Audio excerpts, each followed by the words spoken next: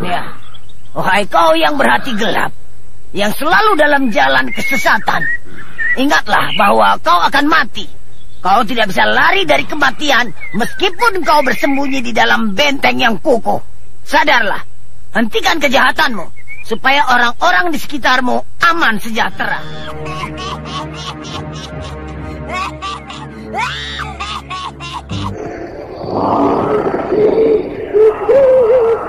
Mempersembahkan Sandiwara Radio, Misteri dari Gunung Merapi. Dalam kisah Pengantin Lembah Hantu, dengan para pelaku Iwan Sanjaya sebagai Badirul, Lia Haidir sebagai Farida, Ferry Fadli sebagai Basir, Eli Ermawati sebagai Seruni, dan pembawa cerita Neni Sumardi.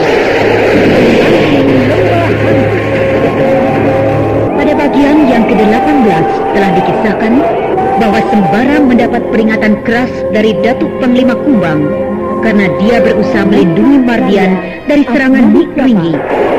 Sementara itu, dia menjadi bingung memikirkan sahabatnya Basir yang hilang begitu saja di lembah hantu. Padahal dia tidak tahu bahwa Basir berhasil ditawan oleh Badirul yang akan dihukumnya sampai mati secara perlahan-lahan. Sementara itu, Rosmina pergi mencari Mardian untuk membalaskan sakit hatinya. Namun tanpa diketahuinya, Nik Ringgi juga punya tujuan yang sama setelah mendapat perlindungan dari Datuk Panglima Kumbang. Nah, saudara pendengar yang berbahagia, marilah kita ikuti serial Sandiwara Radio ini, Misteri dari Gunung Merapi, dalam kisah Pengantin Lembah Hantu. Farida. Bapak, maaf Pak, saya mau tidur. Saya mau bicara sebentar. Tapi saya mengantuk sekali, Pak. Apakah pagi-pagi? Tidak usah, Pak. Biar saja terbuka. Tapi ini pembicaraan rahasia. Biar saja, Pak. Toh tidak ada orang yang akan berani datang kemari. Ya, baiklah. Kau aku lihat sudah senang tinggal di sini. Iya, memang begitu. Dan aku harap kau akan bisa tinggal untuk selamanya di sini. Maksud Bapak? Farida, beberapa tahun yang lalu aku kehilangan istriku. Istri Bapak mati? Gitu? Ya, begitu. Kenapa matinya, Pak? Dia dibelit ular hidup. Mengerikan sekali. Ya, itu karena kesalahannya sendiri. Kesalahannya? Bagaimana salahnya, Pak? Karena dia tidak mau menurut nasihatku. Nasihat Bapak? Ya, memang begitu. Ketika ada ular di dalam rumah ini yang sangat lesu dan lemah. Karena dia sudah tidak dapat makan selama beberapa bulan. Ular? Bapak memelihara ular? Wah, tidak. Ular itu datang dari lembah hantu. Dia keluar dari sarangnya karena tidak ada orang yang memberinya makan. Maksudku, orang itu terlambat memberinya makan. Lalu dia mendatangi rumahku. Lalu dia memakan istriku. Dan waktu itu aku tidak ada di rumah. Dan Bapak tahu bahwa ular itu dari lembah hantu? Ya, aku kenal betul ular itu. Dia memakan istriku karena istriku menghalangi aku mencarikan makan untuk ular itu. Ini pasti ular yang memakan Sumi. Jadi, aku minta kau mau menggantikan tempat istriku, Farida. Maksud Bapak? Kau akan aku minta jadi istriku. Orang ini berbahaya. Kalau aku tolak, pasti dia akan mencelakakanku. Aku harus pikir-pikir dulu, Pak. Apa yang harus kau pikirkan, Farida? Aku masih punya suami. Aku tidak bisa, Pak. Suamimu pasti tidak akan marah. Kalau dia marah, maka aku akan membunuhnya. Kejam betul orang ini. Kenapa? Aku kejam? Lebih kejam sebenarnya adalah suamimu. Dia tidak pernah bisa bertugas menjadi suami yang baik. Dia memang laki-laki yang pantas untuk santapan ular. Ya, ular hitam itu. Kenapa begitu, Pak? Karena dia membiarkanmu tetap sebagai perawan. Sedangkan aku tidak akan begitu. Percayalah, kalau kau kawin denganku, kau akan tahu bagaimana menjadi istri yang baik. Bukan harus lari dari suamimu. Tapi saya masih punya orang tua, Pak. Saya harus minta izin dulu pada orang tua saya. Tidak usah. Nanti kalau setelah kita kawin, aku yang akan menjelaskan pada orang tuamu. Orang ini tidak bisa diajak berdamai. Dia tampaknya tidak mau tahu. Bagaimana? Kenapa kau termenung? Tidak, tapi... Aku tahu. Kau masih ragu. Baik. Aku beri kesempatan kau berpikir sampai besok pagi. Ya. Nah, sekarang tidurlah. Bukankah kau masih mengantuk? Iya. Jangan khawatir. Aku tahu sopan santun. Aku akan keluar dari kamar ini. Tapi kalau kau perlu apa-apa, jangan bingung-bingung. Banyak orang-orangku yang akan membantumu. Karena sebentar lagi, kau akan jadi istriku.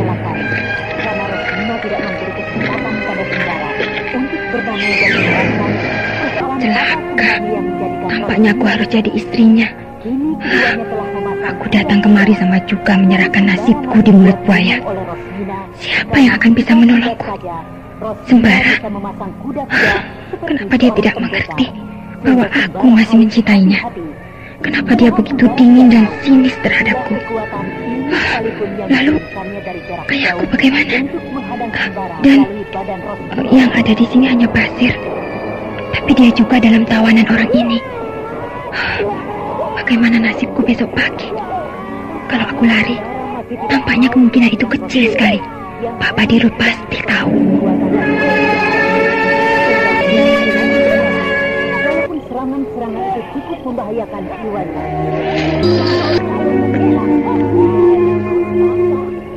Siapa kau? Aku Seruni. Oh, kau? Bagaimana? Kau sudah sembuh? Sudah. Berkat obat yang kau berikan padaku. Syukurlah. Kau suka dengan makanan yang selalu disediakan di sini? Ya, suka juga. Walaupun cuma makanannya itu saja. Kalau kau mau tahu, sebenarnya makanan itu selalu aku ganti. Maksudmu? Karena makanan yang sebenarnya yang disediakan buatmu enak-enak. Lalu, kenapa kau ganti? Karena makananmu berisi racun. Racun? Siapa yang memberi racun dalam makananku itu? Bapakku. Bapakmu? Iya. Aku adalah anak Pak Badirul. Kau anak Pak Badirul? Iya. Kenapa? Kau terkejut? Tapi sekarang kau sudah tahu, bukan? Siapa aku ini? Lalu, kenapa kau mau membantuku? Karena kau orang baik.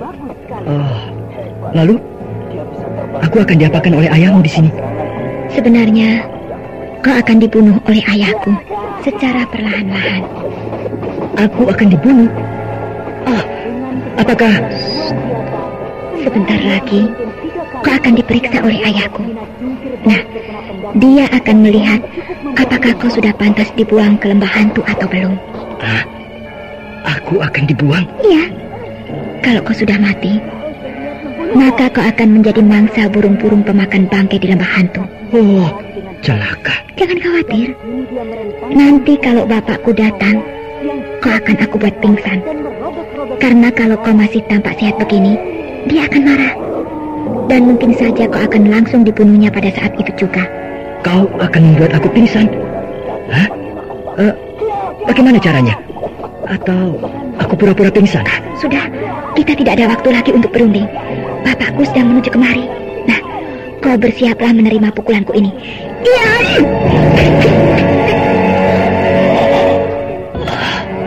Nah, kini dia sudah pingsan.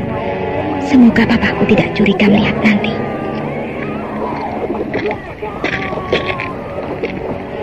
Aku harus bersembunyi. Pintu lupa dikunci.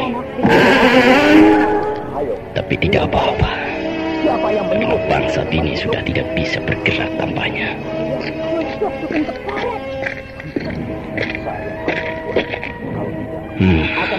Masih pingsan.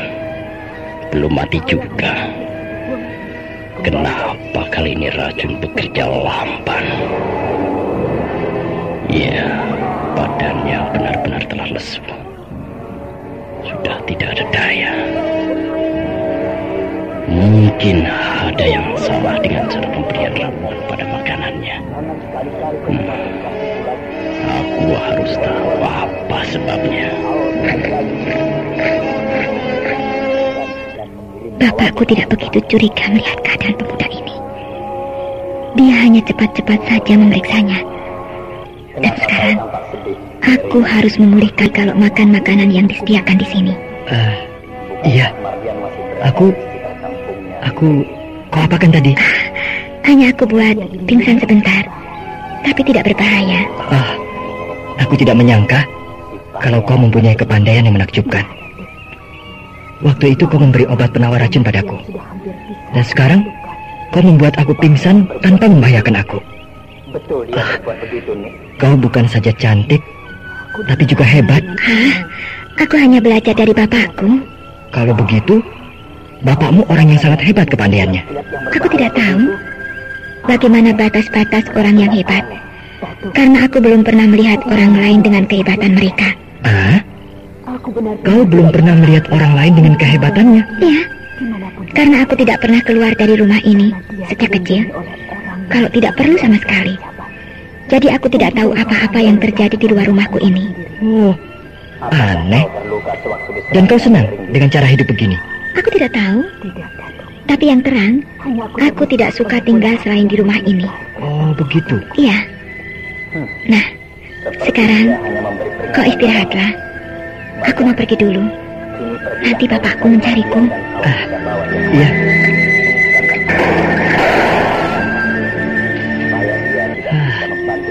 Gadis.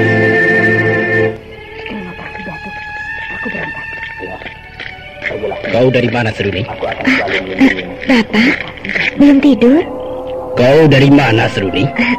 Dari halaman luar, Pak. Kau tidak melihat keadaan pemuda itu?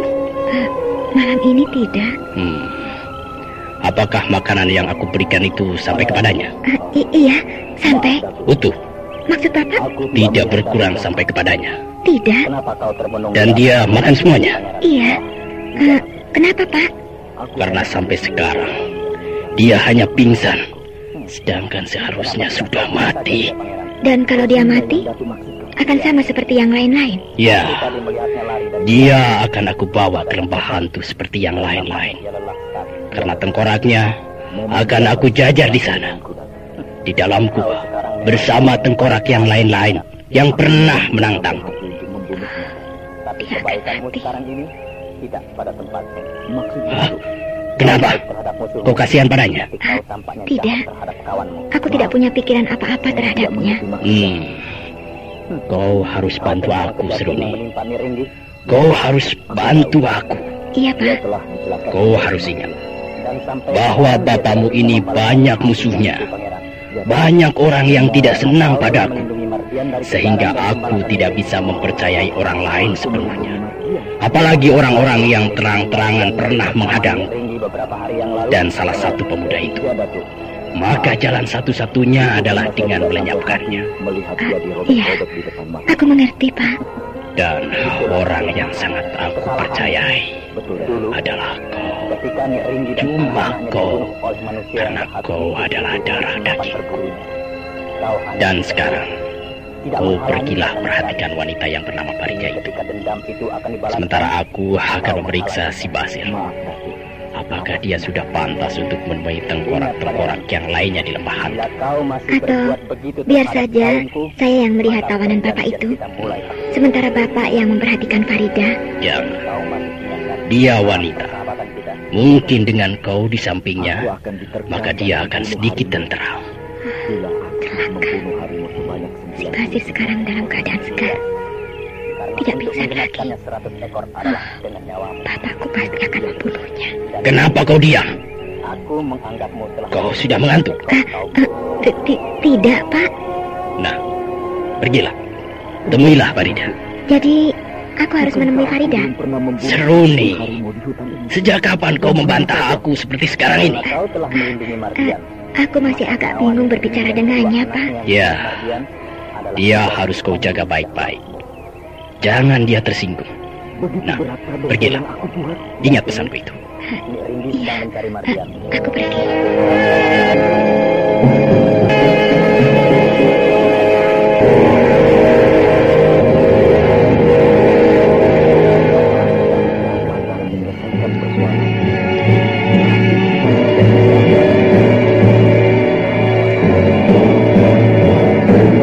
Kini tampaknya Basir dalam keadaan bahaya karena Badirul akan memeriksanya sekali lagi. Sedangkan Basir kini dalam keadaan sehat-sehat saja, tidak seperti yang dilihat Badirul pertama kali, karena Basir waktu itu masih dalam keadaan pingsan akibat serangan kilat yang dilancarkan oleh Seruni. Sementara itu, Farida menjadi gelisah dengan batas waktu yang diberikan Badirul kepadanya, karena walau bagaimanapun juga, tampaknya Badirul sudah pasti akan mengawininya. Atau jalan yang lain adalah harus lari dari rumah itu. Lalu siapakah yang akan dapat menolongnya? Sembarakah? Basirkah? Dan apakah Farida mampu untuk menghubungi kedua orang itu? Apakah Farida mau? Berbahaya. Bapakku pasti menemukan pemuda itu dalam keadaan sehat. Aku harus cari kakak. Serial Sandiwara Radio ini sampai jumpa esok hari pada waktu dan gelombang yang sama. Farida tampaknya sedang tidur pulas. Aku harus menipu bapakku.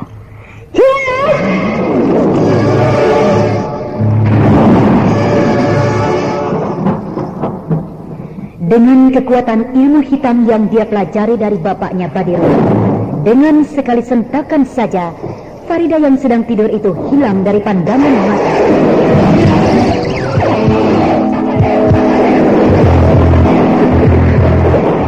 Itulah ilmu pukulan kelabu yang sangat ampuh dan berbahaya yang dipergunakan Seruni untuk memperdayakan bapaknya Badirul.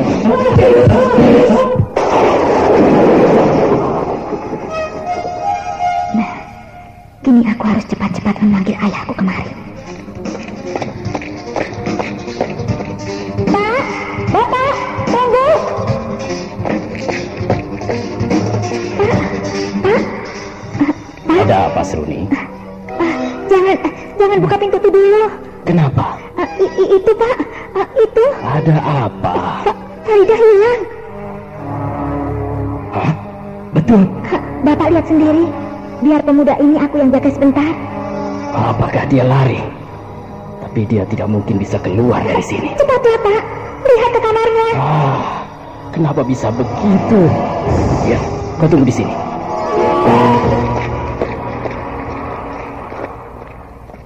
Nah, kini si Basir ini bisa aku buat lemas dan pingsan untuk sementara. Ya! Kembali Seruni menggunakan ilmu pukulan kelabunya untuk melumpuhkan Basir, sehingga pemuda itu tiba-tiba lemas dan lalu pingsan. Seruni! Seruni! Bapak memanggilku. Seruni! Ya? Kemari! Apakah Bapak tahu apa yang aku lakukan?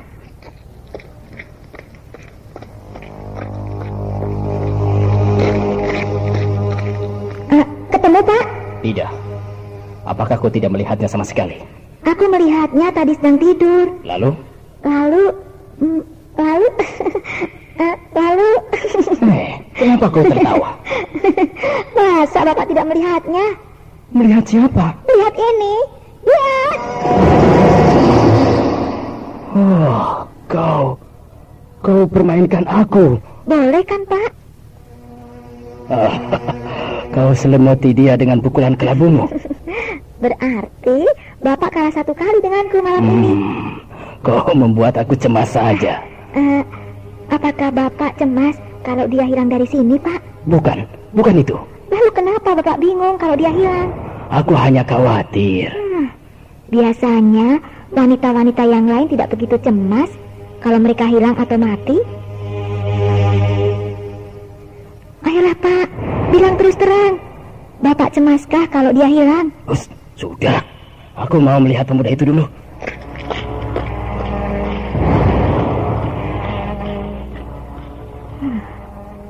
Tampaknya bapakku jatuh hati pada wanita yang bernama Farida itu. Bapak juga tahu mana wanita yang cantik atau bukan. Memang, Seruni mempermainkan bapaknya dengan menutupi Farida dengan pukulan kelabunya yang ampuh itu, sehingga Farida tidak bisa dilihat oleh siapapun. Seruni melakukan itu hanya untuk tipu daya. Dan ketika bapaknya cemas melihat Farida tidak ada di kamarnya, maka mengertilah Seruni bahwa bapaknya menaruh hati pada wanita itu. Saudara pendengar, demikian tadi telah kita ikuti serial Sandiwara Radio ini. Sampai jumpa esok hari pada waktu dan gelombang yang sama.